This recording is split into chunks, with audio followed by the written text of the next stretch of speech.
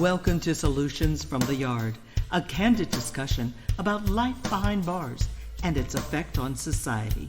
We'll discuss reintegration or re-entry back into the community post-incarceration. Your host for this episode is Donnell Felder. Welcome to Solutions from the Yard. My name is Donnell Felder, and the topic of discussion today is going to be on homelessness and mental illness, which has become a very challenging crisis, to our society as it stands in today's world.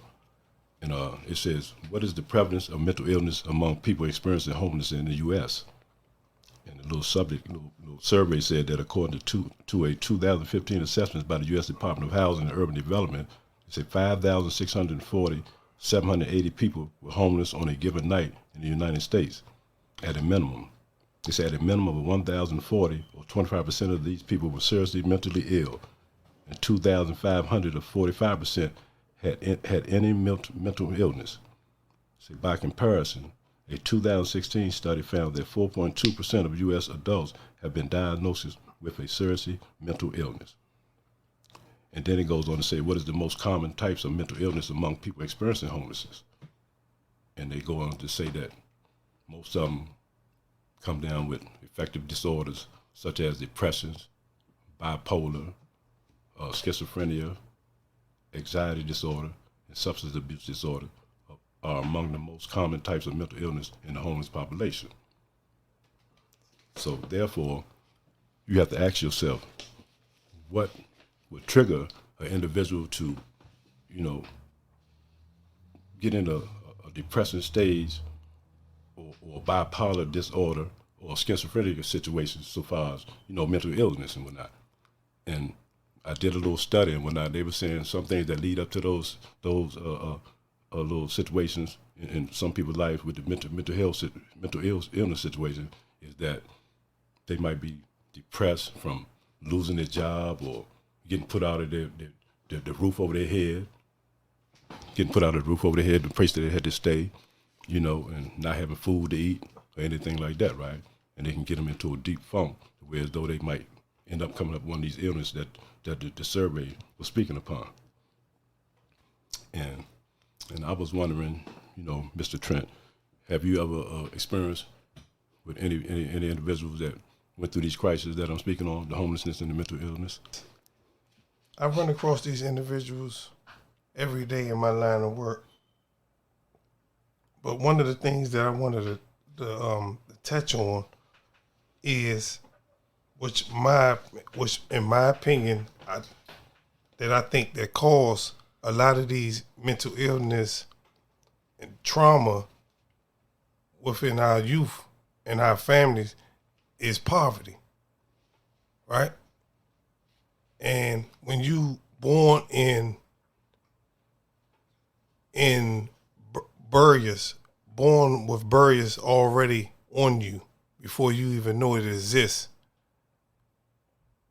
that's generational trauma. So a lot of the trauma and the mental illness comes from generational family trauma and being brought up in the same type of poverty that so many of us has faced it before. So me personally, these speaking of these, when the youth now today have to face poverty in a world that's so visual, right? Everything is bling bling and visually, and everything is look nice to the eye. Can you imagine the burden of not really having, growing up amongst your peers in the neighborhood and you not having or not having access to the same things that your peers have access? That right there is a mental, which can develop a mental illness on you, a barrier of not having. You start doubting yourself. You start thinking you're not worth it, or you're not worthy of this or this and that. That's you putting labels on yourself and thinking that's a form of mental illness. I just don't really believe in labeling someone a mental saying they have a mental illness unless they medically or clinically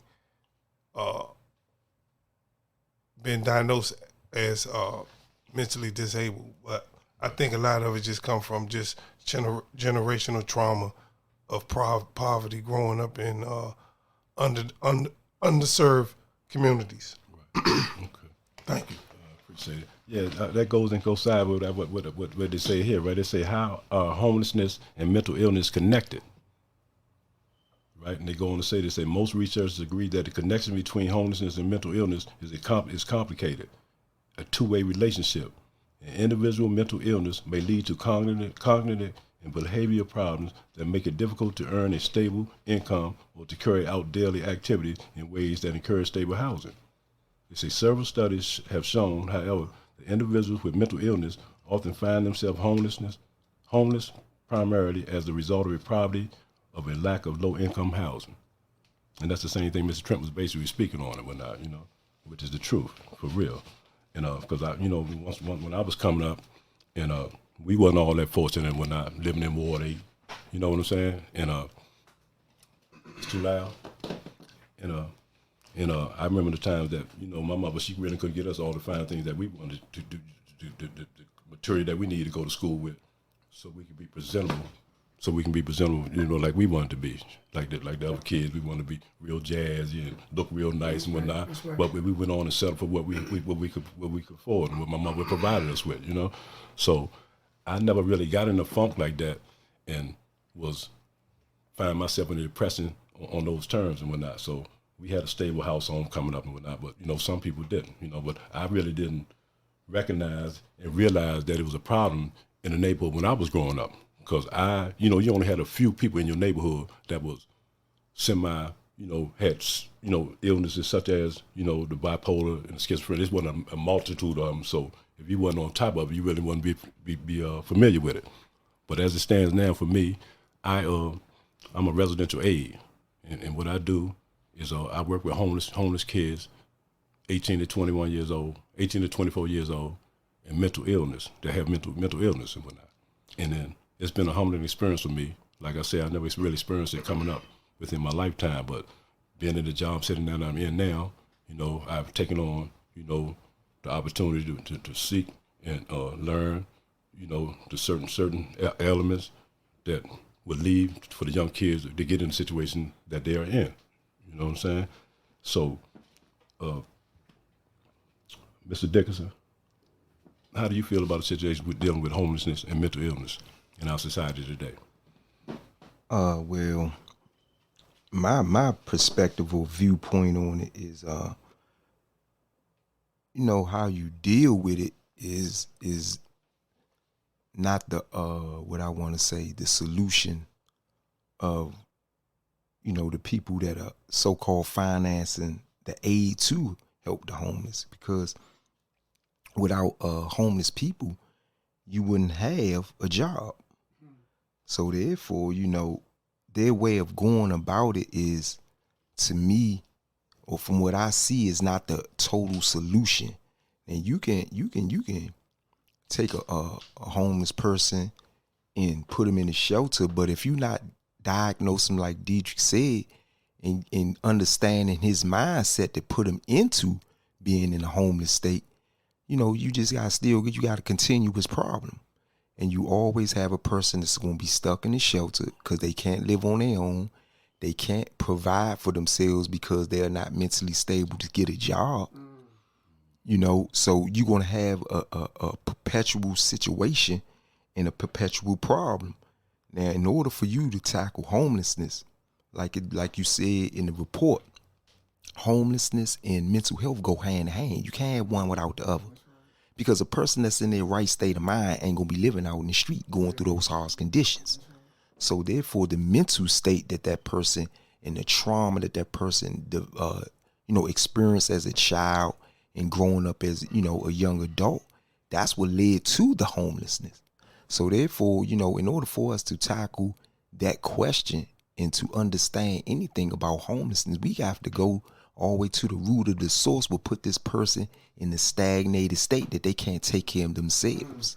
That's the whole source of the problem, because any man and any woman was put in them the will to survive.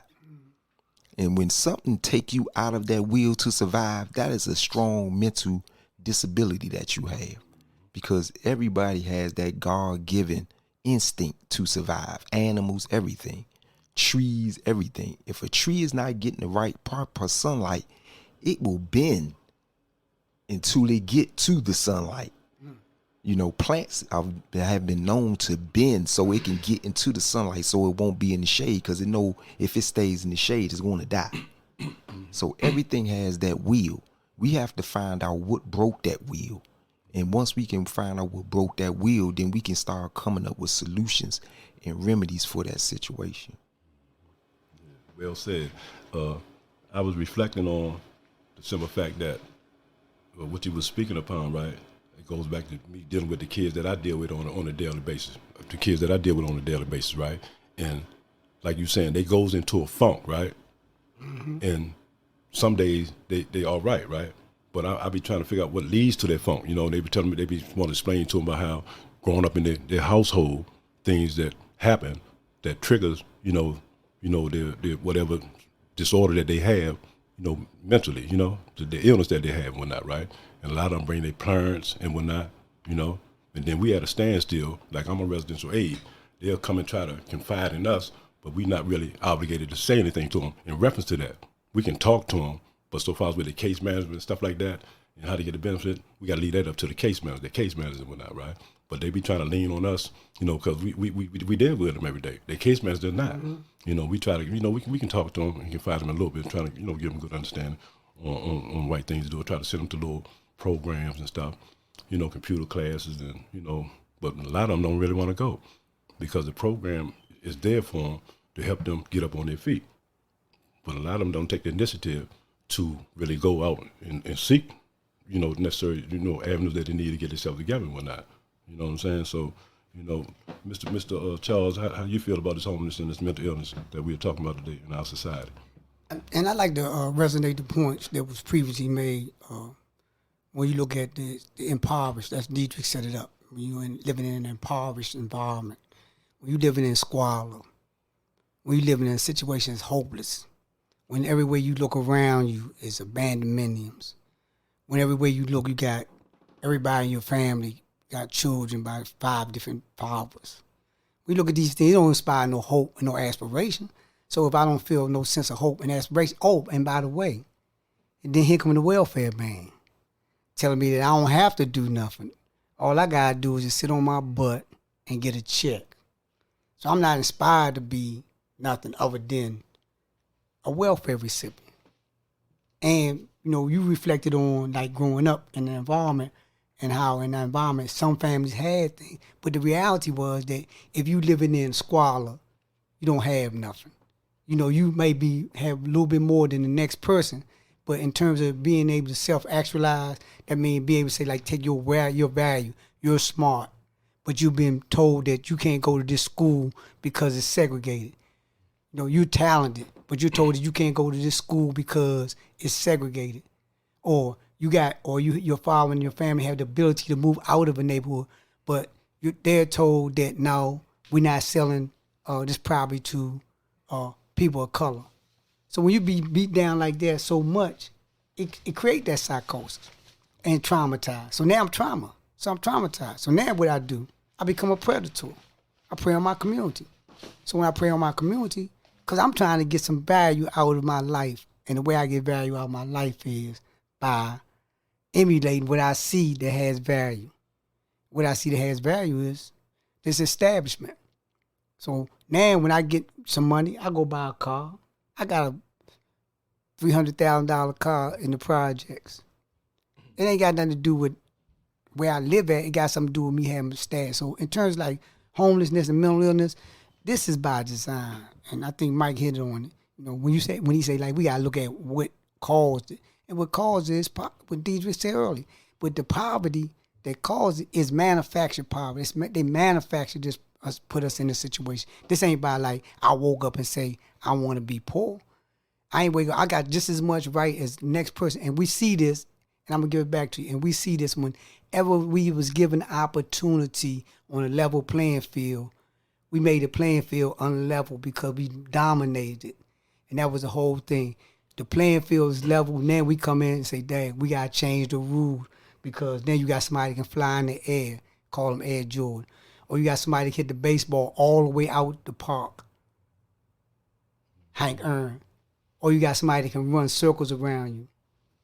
Or you got somebody that can play golf that you didn't give a chance. So yeah, the way I feel about it is it's by design, Donnell. And I'm thankful that you took up this subject matter. Right. Yeah, this is my field that I work in, so it was imperative that I speak on it a little bit, you know. So it's another survey that says, how does homelessness affect mental illness within families? And it says one of the biggest impacts of homelessness on mental illness comes through its effect on the mothers of families. It said, for instance, mothers who experience depressions during the first year after birth are at high risk for homelessness or factors leading to homelessness, such as evictions or frequent moves in the 2 or 3 years after the post year. It said one of the largest studies of children in homelessness, 17,000 children in Denmark, found a higher incidence of psychiatric disorder, including substance abuse, among adolescents with a mother or both parents with a history of homelessness. And it went on to say that what kind of interventions help people with mental illness experiencing homelessness. And it says programs that provide long-term, a year or longer, stable housing for people with mental illness can help to improve mental health outcomes, including reducing the number of visits to inpatient psychiatric hospitals. A 2015 study concluded that services that deliver cognitive and social skill training, particularly in developing and maintaining relationships, would be useful in helping people with mental illness and homelessness regaining housing. And that's what my program consists of, to get the necessary programs to the youth that's mentally ill and homelessness, to try to get them to get out the little disorder that they have, a little bit. You know what I'm saying? To get them to try to get back on the right track, man, and try to get their life back in order like the average and a regular human being. You know what I'm saying? You know, because you can't keep dwelling on what led up to your homelessness and whatnot. You know, if you do, you're gonna stay in that funk for the rest of your life, and that's the funk that you might want to be in. You know what I'm saying? You know, I don't know what caused them to get into such a situation, but you know, me as an individual, anytime I try to get myself in a situation, I try to find a way to seek to get out of it without causing anybody else harm, and try to keep myself on the right path. You know what I'm saying? And try not to flick out and overreact in a situation. You know what I'm saying? And just think that it's gonna get better somewhere in there. You know. And I just want to say I appreciate you all stopping by for the solutions from the yards today. And I appreciate the topic of discussion that we had, and I think it was well spoken on. Voices for a Second Chance is a comprehensive reentry program that provides culturally appropriate, trauma-informed, gender-specific, and peer-based services. Voices for a Second Chance bridges the gap from incarceration to community for tens of thousands of men and women in the District of Columbia. Our goal is for our clients to achieve a state of well-being and care as they transition from incarceration to community.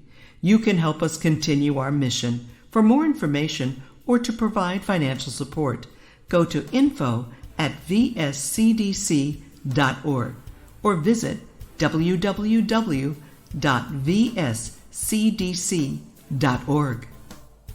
You've been listening to Solutions from the Yard. This podcast is presented by Voices for a Second Chance, a comprehensive reentry program that provides culturally appropriate, trauma-informed, gender-specific, and peer-based services. For more information, go to info@vscdc.org or visit our website at www.vscdc.org.